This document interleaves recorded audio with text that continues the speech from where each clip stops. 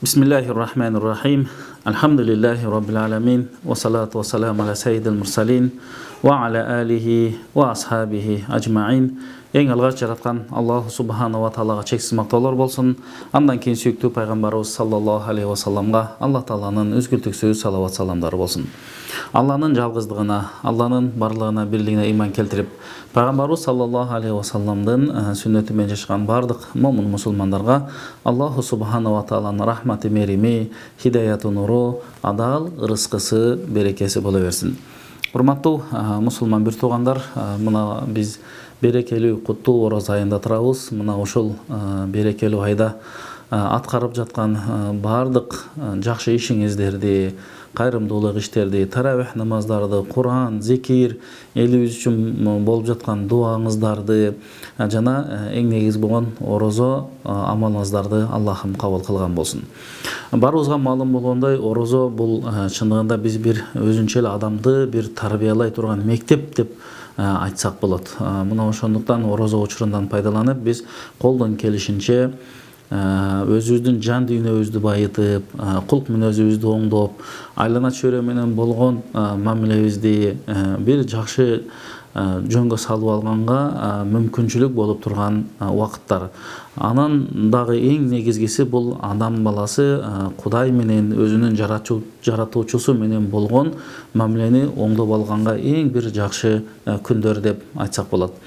Аллаху субхана ва таала Кур'ан Каримде мындай деп айтат: Аузу биллахи минаш шайтанир ражим. Я айюхаллазина аману тақуллаха вал танзур ма қаддамат Валтанзур нафсум ма қаддамат лигат ваттақулла.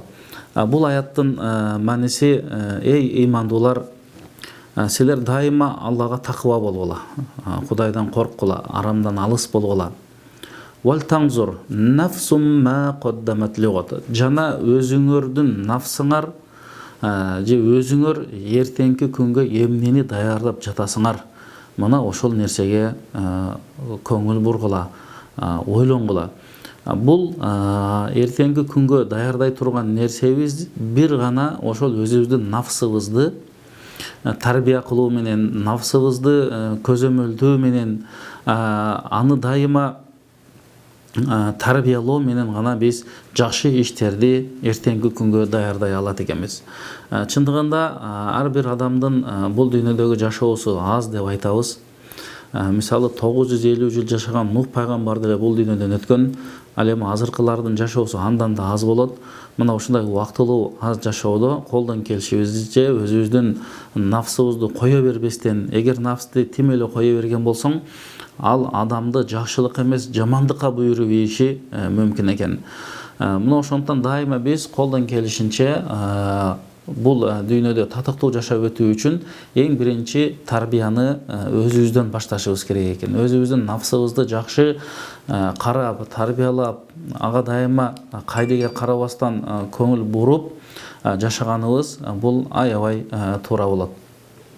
Аллах субхана ва таала башка бир аятта мындай деп айтат: «Ваттақу яуман туржауна фихи илаллах, сумма туаффа куллу нафсин ма касабат ва хум ла юзламун». Силер эртең Аллаху субхана ва таала Аллага жолуга турган күнгө чейин таква болгула, жакшы жолдо жүргүлө. Мына ошол кыяматта Аллага жолугуп эсеп китеп болгондо ар бир нафс бул дүйнөдө эмне аткарган болсо ошол нерсени толук алат дейт. Ал нафска эч кандай зулумдук болбойт дейт. Мындайча айтканда, биз бул дүйнөдө жашап жатканда биздин бардык кылган амалдарыбыз жазылат экен. Ар бир биздин кылган жакшы амалдарыбыз дагы, жаман амалдарыбыз дагы жазылып турат экен. Мына ошондуктан биз эртеңки күнүбүзгө жакшы даярданалы. Кыяматта Аллах субхана ва тааланын алдында эсеп китепке барганда бардыгыбыздын барактарыбыз таза болуп, жакшы амалдар менен барган болсок, ар бирибиздин өзүбүз үчүн эле жакшы болот. Пайгамбар саллаллаху алейхи ва саллам өз хадисинде мындай деп айтат: «Аль-кайюсу ман дана нафсаху ва амила лима ба'дал маут». Вал аджизу ман атбаха нафсаху хаваха ва таманна аля Аллахи ал-амани. Акылдуу адам ал өзүнө дайыма эсеп китеп кылган адам дейт. Нафсына көзөмөл кылган адам, эртеңки күнүнө даярданган адам, мына ошол акылдуу адам дейт. бул дүйнөдөн өткөндөн кийинки түбөлүктүү жашоого даярданган адам акылдуу адам. Ал эми алсыз адам, ал өзүнүн кумарын ээрчиген адам. Эртеңки күнүнө даярданбаган адам, өзүнчө эле бир кыялдарга эле батып, аткара албай турган. Мына ошолорго түшүп кетет деп айтылат. Күндөрдүн бир күнүндө бул хадисти Ибн Умар айтат, пайгамбар саллаллаху алейхи ва салламга келдим дейт. Пайгамбарыбыздын жанына келсем, пайгамбарыбыздан сурап калышты дейт. Я набийаллах, Алланын пайгамбары. Айтыңызчы дейттир. Мен акиясун нас ва ахзамун нас. Эң акылдуу адам ким? Эң чечкөндүү жакшы адам ким деп пайгамбарыбыздан сурашканда, пайгамбарыбыз айтты: аксарухум зикрон лил маут дейт. Караңыз, пайгамбар жолу эң акылдуу адам бул дайыма өлүмдү эскерип жүргөн болсо дейт. Ва ашаддухум исти'дадан лил маут. Өлүмгө дайыма даяр жүргөн адам дейт. Мына ошол өлүм келерден мурда ар бир адамга ажал качан келерин эч ким билбейт экен. Мына ошол келгенге чейин дайыма өзү ошол нерсеге даярданып жүргөн болсо, мына ошол адам эң акылдуу адам, эң чечкендүү жакшы адам болот дагы. Алар бул дүйнөнүн дагы фазилетин алып, акыреттин дагы кереметине жеткен болот дейт. Демек, бул нерсеге жетүү дагы адам өзүн өзү тарбиялоо менен болот экен. Имамул Куртуби өзүнүн Таскиро деген китебинде ошол өлүм жөнүндө, өлүмдүн пайдасы жөнүндө, адамдын нафсын тарбиялай турган жагын эгер жакшы маани берип ойлой турган болсок, ал мындай деп айтат: тазаккурул маут ярда анил мааси. Мындайча айтканда, ким өлүмдү эстеп жүргөн болсо, ал күнөөдөн дайыма алыс болот дейт. Ал адамдын жүрөгү дайыма жумшак болот. Ал адам дайыма акыретке даяр болот дейт. Ошондон дайыма эң негизги адамдын нафсы менен күрөшкөндөгү дагы бир жолдорунун бири бул дайыма өлүмдү эстеп жүргөн болсок, биз нафсыбызды оңдогон болот экенбиз, эртеңки күнгө даярданган болот экенбиз.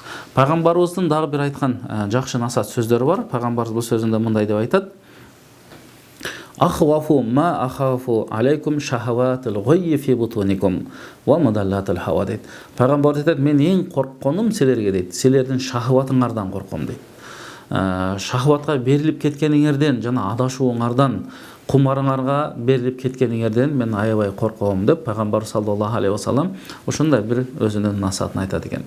Демек, биз дагы өзүбүздүн нафсыбызды тарбиялоодо ошол пайгамбар саллаллаху алейхи ва салламдын гана осуятын аткарган болсок, ошол насааттарды алган болсок, бул болсо дагы ар бирибиздин өзүбүздүн нафсыбызга, жаныбызга пайда болот. Анын пайдасы бул дүйнөдө дагы береке менен болот, ал эми акыреттегиси чындыгында бул Алла Таала даярдап койгон бейиш болот. Пайгамбар саллаллаху алейхи ва саллам өз хадисинде айтат: хуффатил жаннату бимакарих дейт. Бейиш курчалган кыйынчылыктар менен дейт. Мына ошол нафсыбызды бир аз тыйган болсок, ошо шариаттагы тыйган нерселерден нафсыбызды тыйып, шариатта буйруган нерселерди аткарган болсок, шахватка, кумарга алдырган эмес болсок, шайтандын азгырыгына өзүбүздү алдырган эмес болсок, кээде адамга мына ошол кыйынчылыктарды жеңүү керек болот. Ал болсо дагы өзүнүн пайдасы үчүн, мына ошондон бейиш кыйынчылыктар менен курчалган дейт.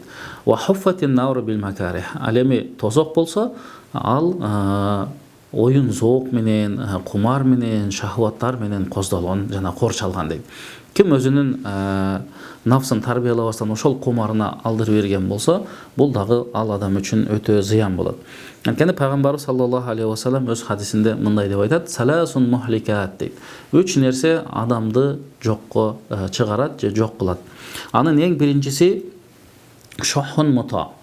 Ким аябай сараң болгон болсо, экинчиси хаван муттаба, өзүнүн кумарын, шахватын дайыма ээрчип жүргөн болсо, аны эч качан тарбиялабаса, ва ажабул мар'у би нафсихи, жана ар бир адам өзүнө өзү моокуму калган болсо, же өзүнүн оюн туура деп өзүнүн моокуму калган болсо, демек мына ушул нерсе адамдарды жок кылат дейт. Бул болсо дагы биздин баарыбызга көңүл бура турган хадис болуп эсептелип атат. Демек, нафсты тарбиялабасак, бизди жокко чыгарып коюшу мүмкүн. Биздин алымдарыбыздын ошондон жакшы бир данышман айткан сөздөрү бар. Ан-нафсу таммаатун аллимха ал-канаа дейді. Адамдың нафсы аябай үміт қылған, көп нәрсені қалаған нәрсе. Аға дайыма қанаттылықты үйретіш керек дейді. Ан-нафсты дайыма жөн таштап қойсаң, ал сені жамандыққа бұйырады дейді. Ошондуктан аллимха тоа, ал нафсқа ибадат кылууну, Аллага моюн сунууну үйрөт күлө дейт. Имам Куртуби мына ошол өзүнүн тагы данышман сөздөрүндө дайыма биз жана айткандай адамдын нафсын тарбиялоодо өлүмдү эстөө жакшы ролду ойнойт дегенибизге Имам Куртуби айтат, ким дайыма өлүмдү эскерип жүргөн болсо, Алла Таала ага 3 сыйлыкты берет дейт, 3 кереметти берет. Анын биринчиси тажилы тауба экен. Эгер бир адам өлүмдү эстеп тооба кылып калган болсо, бул дагы Алла Тааладан берилген чоң белек болот. Тооба кылып, өткөн кылган күнөөлөрүнө өкүнүп, ошол күнөөлөргө кайра кайтпаймын деп сөз бергенден кийин туура хидаят жолуна түшкөн болсо, бул ал адам үчүн эң жакшы. Демек Алла Таала тообаны бул адамга берет. Экинчиси канаатул калб. Экинчи Алла Тааланын берген сыйы адамдын жүрөгү канааттуу болуп калат экен. Биздин нафсыбыз, жүрөгүбүз баары ошол бир. Нафсыбыз бул бизбиз, нафсыңыз бул сизсиз. Мына ошондуктан биздин жүрөгүбүз бул ыйманыбыздын булагы болот. Мына ошол ыймандын булагы болгон жүрөктү тазалоо бул дагы ушу өлүмдү эстөө менен нафсты тарбиялоодо өтө зор маани берет экен. Үчүнчүсү нашатун лил ибада дейт. Дайыма биз ибадатка аябай активный болот экенбиз. Ибадатка бекем болот экенбиз. Мына эртең өлүп калабызбы, качан чыжышабыз эч ким билбейт. Мына ошондуктан өлүмдү дайыма эстеп жүргөн болсо, бул нафсты да тарбиялайт экенбиз, ибадатка да бекем болот экенбиз. Айлана чөйрөгө дагы жакшы өзүбүздүн пайдалуу таасирибизди тийгизе алат экенбиз. Умар ибн Хаттаб барыбызга маалым, момундардын амири. Ушул Умар ибн Хаттабтын өтө бир жакшы данышман сөздөрү бар экен. Ал мындай деп айтат: "Хасибу анфусакум кабла ан тухасабу." Силер өзүңөрдүн нафсыңарга дайыма эсеп китеп кылып жүргүлө. Нафсыңарды көзөмөлдөгүлө, кабла ан тухасабу, эртең эсеп китепке түшүп калаардан мурда. Вазинуха кабла ан тузаны, өзүңөр нафсыңарды дайыма таразага салгыла. Андан көзөмөлдөп тарбия кыла, кандай иш кылып жатат, кандай пайдалуу жака басып жатат, эмнелерди адамга түрткү берип атат, кандай иштерди кылганга. Эртең баарыңар таразага түшүп калаардан мурда. Фа иннаху ахвану алейкум ал-хисаб годан ан тухасибу анфусакум лем. Эгер силер бүгүн өзүңөрдү ушундай эсеп китеп кылып көзөмөлдөгөн болсоңор, эртеңки Алланын алдындагы боло турган эсеп китеп силерге жеңил болот. Ва тазайяну лил ардил акбар яума изин туградуна ла тахфа минкум хафия алалла. Жана силер дайыма өзүңөрдү жакшы иштер менен коздогула. Эртең Алланын алдында кыяматта эсеп китеп болгондо, мына ушундай жакшы амалдар менен өзүңөрдү коздогула. Анткени ал жерде эч нерсе жашыруун болбойт экен.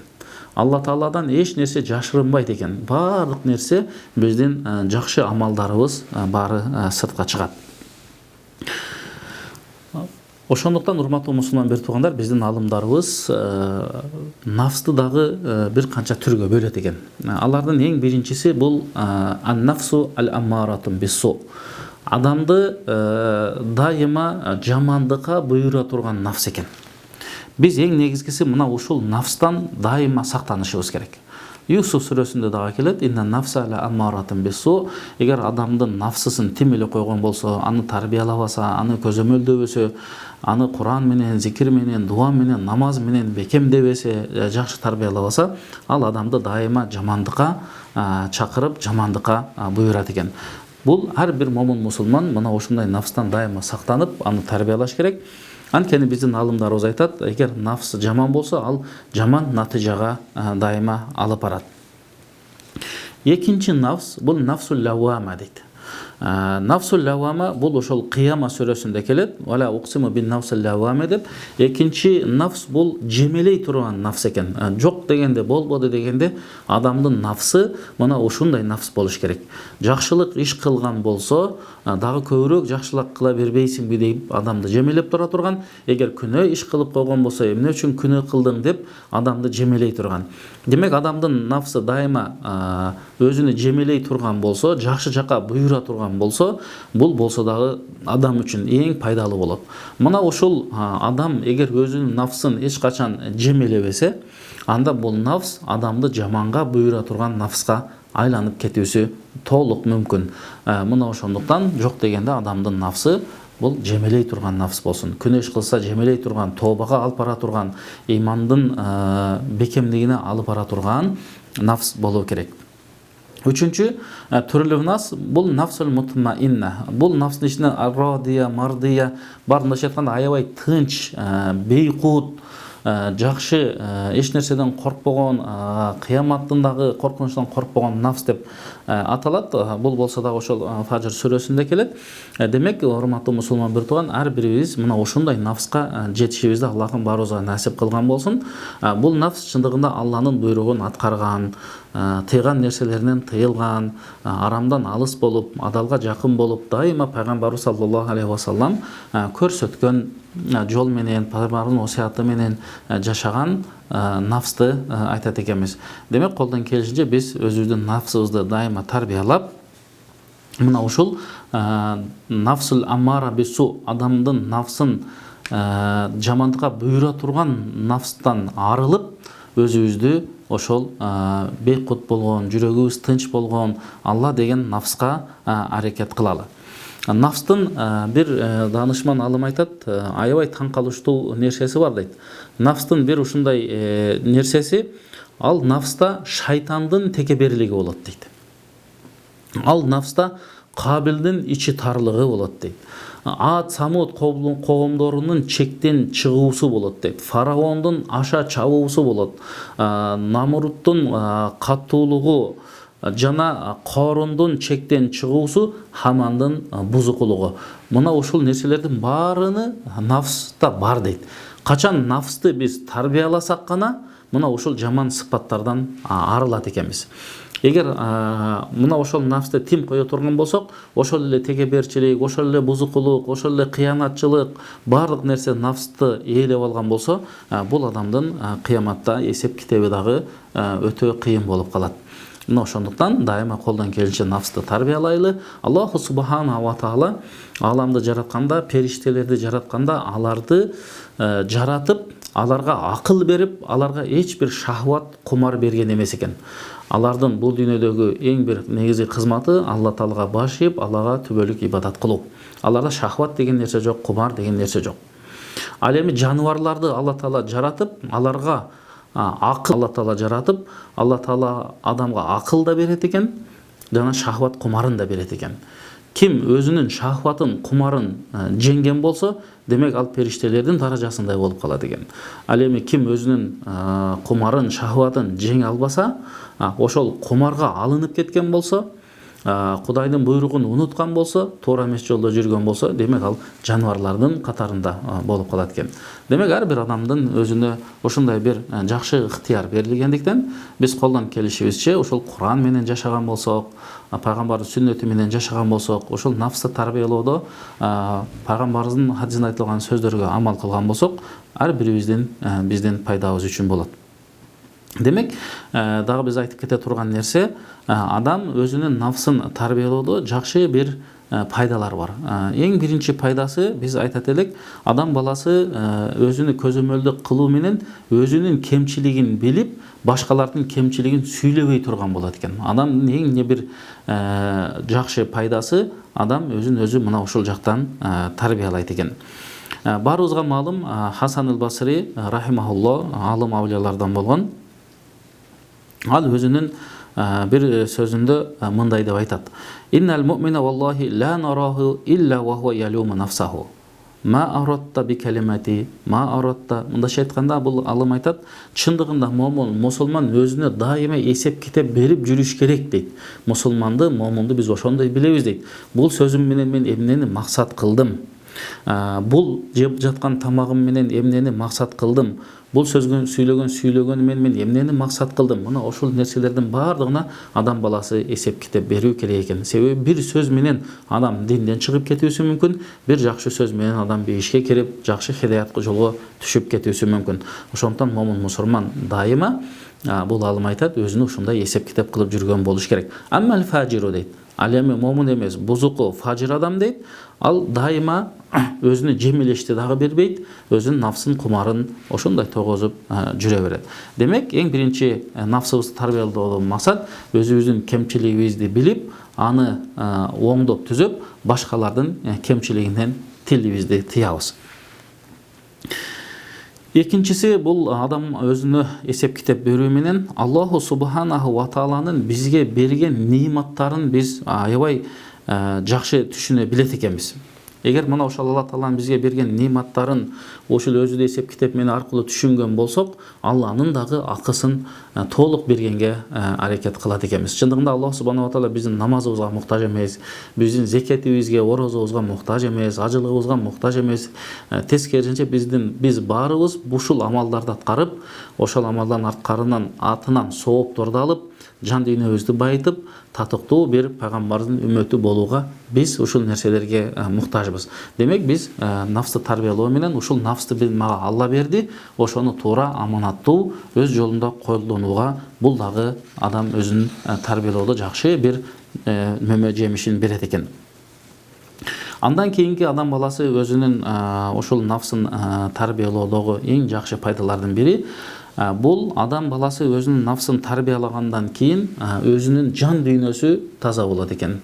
Анын кулк мүнөзү жакшы жакка оңолот экен.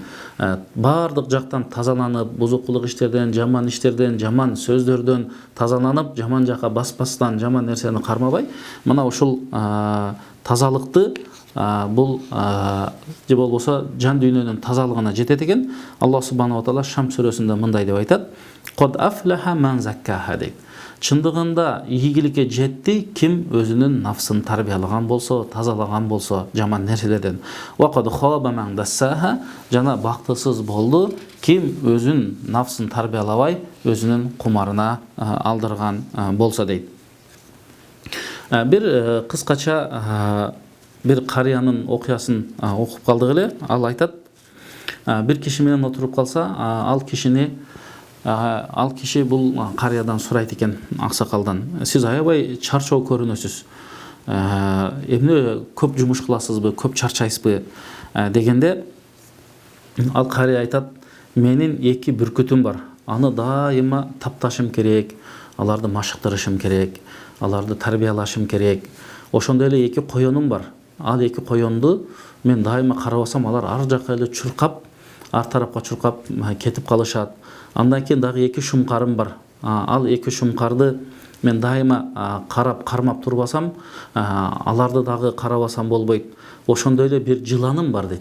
Ал жыланды ошол капаска салып камап турам. Ал чыгып кетсе, дагы бир зыяндар болот. Ошондой эле менде бир арыстаным бар" дейт. Ал арыстанды дагы дайыма капаска салып кармап турбаса болбойт. Ошондой эле денем дагы меники оору" дейт.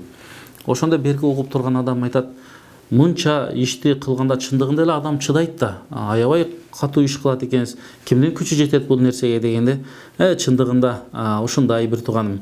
Бирок мен сага айта кетейин, бул менин 2 бүркүтүм деген, бул менин 2 көзүм" деген экен.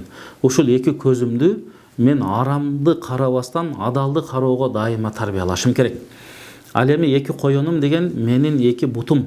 Мына ушул 2 бутумду арам жакка чурката бербей, адал жакка бастырып, аябай көзөмөлдөп турушум керек. Ал эми 2 шумкарым деген менин 2 колум. Мына ушул 2 кол менен арамга барбастан, бирөөгө зыян бербестен аны аябай мен тарбиялашым керек. Ал эми менде үйдөгү жылан дегеним бул менин тилим" дейт экен. Тилди сактабаса, бул аябай адамдын өзүнө зыян алып келет.